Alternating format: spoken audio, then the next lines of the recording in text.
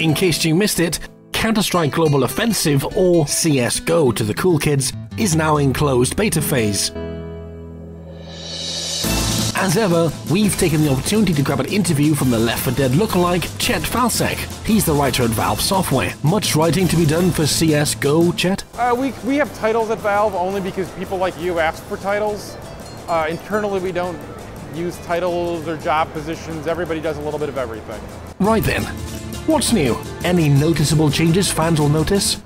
Also, map-wise, I think probably Aztec would be the other big change we've made, where we've moved where the terrorists spawn. We removed the thunder that signaled someone crossing the bridge, some stuff like that. But really, every map we kind of look at case-by-case basis of like, we can look at death maps, we can look at what the player numbers were, and kind of analyze and make changes based on that.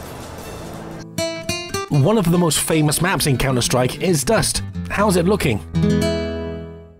It's a pretty classic map, but it's kind of fallen out of favor in competitive scenes, and even online, less and less people play it because it has some problems where it favors one side over the other. So we've made some changes to it, opened up a spot, made it a little bit easier for the underpass, and moved around some of the spawns, so it's back in competitive again. Counter-Strike is known for being a tough game. What about all the newbies? Is it going to be easy for them to play? Counterstrike Global Offensive is about making the best version of Counter-Strike we can.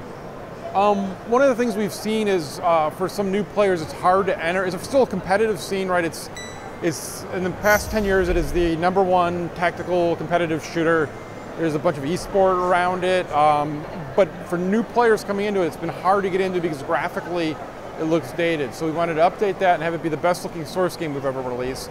And then when we do that, we also wanted to add a little of what 1.6 had into it with like the wall spamming and some other stuff where there's some nuances where really good players could show off how really good they were.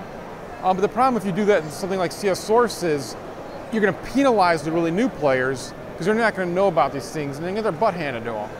So what we've added is ELO ranking for all the players, so you have skill-based matchmaking. So that lets you add skill level, or adds to the variety of skill level, because you can have people super great players and they're not going to just be stomping on new players, they're going to be playing against other super great players. And the fun thing with Counter-Strike is there's such a large player base that matchmaking works really smoothly. 2 enemies left. Nice shot. With Call of Duty taking over the first-person shooter space and dominating it like a widespread chlamydia infection, any chance you might entice players in with the progression system? So when we first started CSGO, the one rule we had was it's Counter-Strike.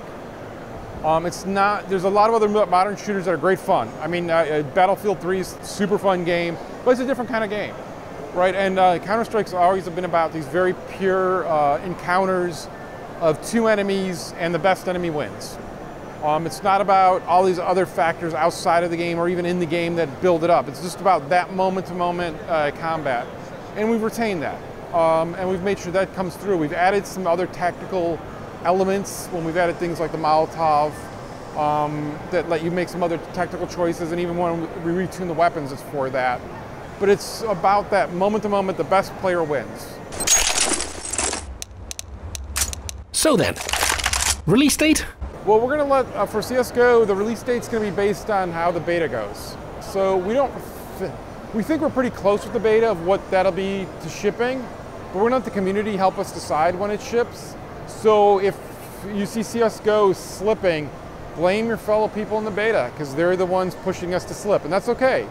Because it's kind of what we learned with doing Left 4 Dead 2's DLC Cold Stream, of get it out to the community, get their feedback, react to that feedback, make those changes, and it makes it a better DLC when it's officially released. Thanks again, Chet. Loving the beard, by the way. Tom, this outro is constantly playing. Everyone's seen it. Choose something different. Come on. Jeez.